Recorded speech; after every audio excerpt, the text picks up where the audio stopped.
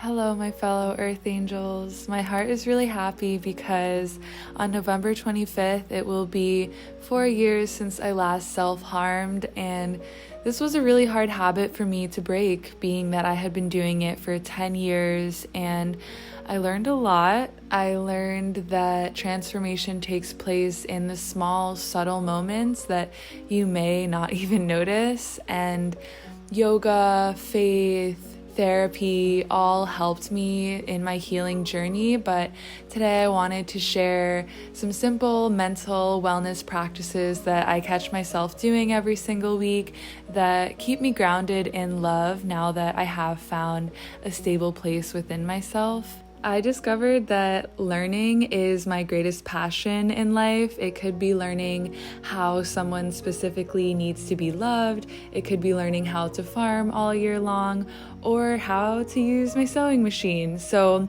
art has been my greatest portal for learning lately. I've been sewing a lot, and I recently joined a ceramic studio. Throwing clay is no easy feat. I feel so many growing edges and continued surrender. It just keeps me feeling so alive in my heart. And all throughout my many years of depression, I felt like having some point of study or focus kept my passion alive, which kept my heart alive, especially from feeling deeply apathetic, which I felt all the time. It was like, maybe art is the reason that I live. And the feeling that I had when I first started my journey was a feeling of belonging, that all of me was welcome, and that I was valid and worthy just as I was. That is the same feeling I have when I'm creating art of any form.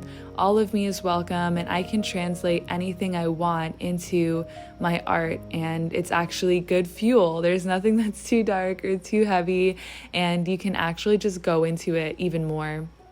I feel like I have this new unspoken understanding with all artists because of the immense meditation it is. And I guess for most of my life, I have focused on yoga and breath work. I didn't always gather that making art is such a profound meditation, and it's an uncovering of the self. I feel like you have to be honest with yourself when you're making art. And when I was really young, my mom would leave for work every night. I would have a house full of chaos and screaming, so I would lock myself in my room and listen to my radio for hours as a coping method. And as I got older, I continued that habit with having YouTube videos in the background, and I realized that I just had so much congested information in my head from constantly having media playing that I had to set some boundaries for myself. So I started this practice of coming home and going right into meditation, just dropping right into myself, facing anything that I was avoiding, because I realized that when I was using my phone, I was really just numbing myself, avoiding feelings of fear or smallness, and I would be great around my friends, and then I would come home and feel really low. I would spiral or not act kindly to myself and use my phone as a distraction. So instead, I created little meditation nooks everywhere that I lived and had little anchors of presence like my shaker or a singing bowl, and would drop into everything that was present and say affirmations like, yes, I am alone, but I am still loved. I am so resourced. I am alone, and I have so many anchors of love in my life.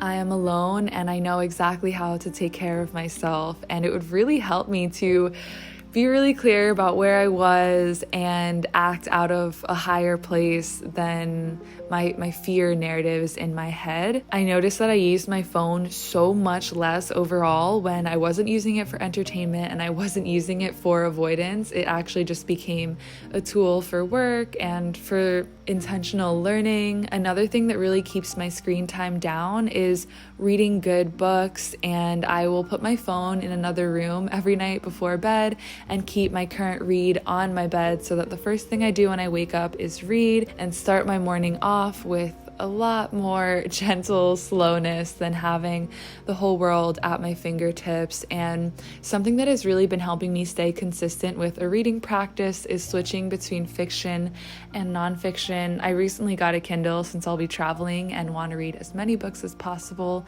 without lugging them around, and I created a Goodreads account, so I will link that down below. And journaling is another little anchor of presence for me.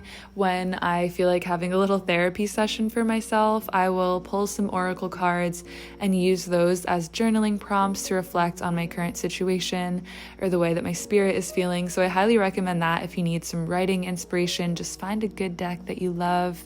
I usually pull one for my past, present, and future, and the most timeless coping method that I've been doing since I was 8 years old was communing with nature. And now in my adulthood, every few days or once a week, I schedule an intentional date with Mother Earth. She is our oldest living ancestor, our purest reflection of the energetic space that we can be in, and I will connect intimately. I will sing songs, I will pray, I will cry. Having one safe space to go can really ripple out into your day and change your life. When I was having horrible anxiety all through high school, I would know I'm just gonna go into my little meadow spot after school and everything will be okay. There's one place on this earth that brings me back to my center, and that gave me hope, enough hope to change the thought patterns in my head, enough hope to begin to be honest with myself. Having intimate time anywhere in nature is a really positive mental health habit. I'm sure a lot of you know that, but I actively schedule dates like we have a relationship. The trees are my friends. I hug them, I tell them stories, and I also let them teach me just by sitting there and listening deeply. Every element has a story and a medicine in it.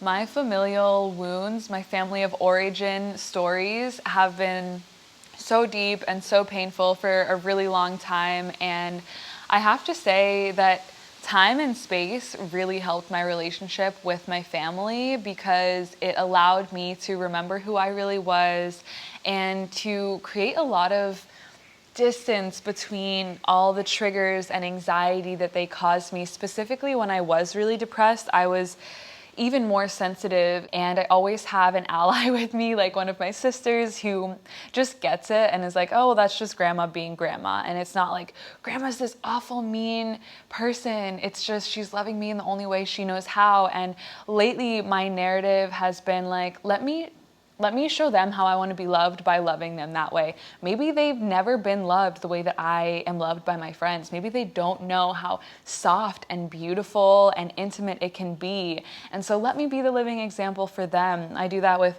both my mom and dad, who I've always had a really distant relationship with since I was like 14 years old. And sometimes when I lose faith in love or when I'm not being kind to myself, I'm like, wait, but didn't I want my parents to treat me like this? Didn't I resent them because they didn't treat me like this? But I'm not even treating myself like this. So let me reel it in a little bit and prove that this kind of care is possible, this kind of compassion is possible. And I had this breakthrough at one point that I was not expecting, but I was had a really awful day. It was like a floor day, a bed day. And then I finally decided to go outside, and I just started crying and talking to my dad in my head. And I don't know what came over me because I had never really done that before, but I was just talking to him like, I see that the reason I don't love myself is because I didn't know if you loved me when I was younger. And it hurts, and I feel so vulnerable and tender saying that. And this is me talking to my dad as if he were there. And I was just crying and letting all the tears fall. And I was just like, I love you so much, and I wish that you showed me that you loved me more. It affects me every single day in all of these little ways, and I'm constantly needing to remind myself it's not entirely my fault. And then I ended it with a lot of forgiveness and a lot of thanks, and it really helped to heal something in me.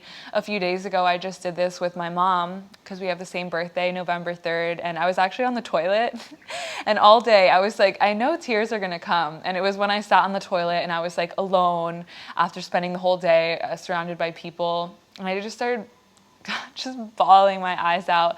And once again, I started talking to my mom, and I told her, I forgive you everything, everything, every resentment, every anger, every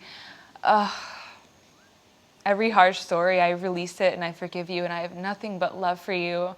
And I see the little girl in you because I feel the little girl in me, and I see how your behaviors are so similar to her. I see all the ways that you were reaching out to love me. It hits me to my core. It's like my soul feels that, and I'm really excited to talk to her in person. She has Alzheimer's, so there's so much that I wish I had said sooner, but I was just a teenager, so I'm going to vocalize all these things when I do see her. And this all came about because I called her earlier that day and I was telling her how much I loved her, and she started to cry and walk away and hide her tears. And I was like, no, you can cry. It's okay to cry. It's okay to let that love hit you so deep. And I just realized how much I did that my whole childhood. I would cry alone in the bathroom and wipe my tears. My parents came home after I was being hurt and abused, and I would be like, hi. And that's the exact same thing that my mom does. It's like, wipe her tears really quick and be like, hi, I'm fine. How are you? What's going on with you?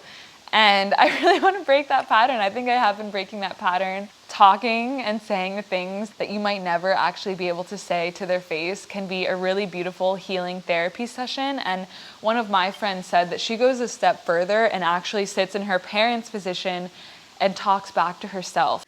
These are my sweet friends, and I was talking to them about things that help their mental health and wellness. You were talking about having your queer community close and having people around you that validate your experience and your expression. And so I thought we would just share. I'd love to know how having queer community around you has helped your overall well-being. And it's something that's a little bit underrated, like how much more of you comes out when you see examples of how free and embodied you can be and like celebrated. It is hard to understand who you are as like a, like complex person that doesn't fit neatly into this box that society has carved for you without, an extended network of people who might not look or act or be like you at all, but you are like a room of mismatched kind of parts that are all celebrated and kind of like,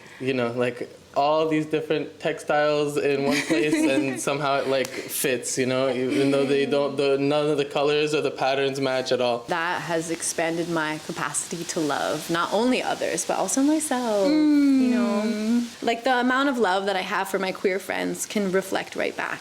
And it doesn't, what's so beautiful about queerness is that sometimes people may think that it really needs to be about your sexuality, right? And that's false information. I think queerness is how you navigate life in your, in space, and how you relate to others, in friendship, in relationship. It can be everything, it's all of it at once. Of course, it's like shattering, fragmenting, transcending, feeding each other verbs, fruit. baby. Yeah, just literally, feeding each other fruit, making art, dancing, wearing sarongs. Of course. You don't necessarily need to have it all figured out. Like, this is my queerness, this is what it looks like, this is how I'm taking up space and relating to people. It's a journey, and I'm still on it. We're all still on it, So we've just opened up to it rather than maybe resisting it fully. That's so well put. It's just a continual questioning, asking. It's not just some definitive answer. Yeah. I love that. It's not solid. No. It's like...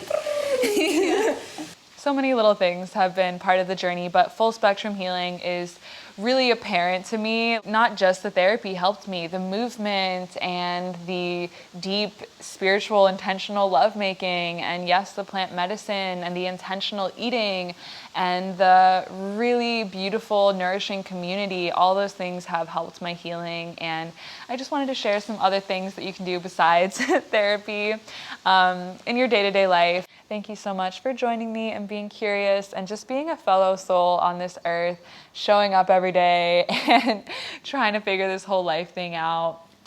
I appreciate you so deeply, and I'll see you in a video soon. Bye.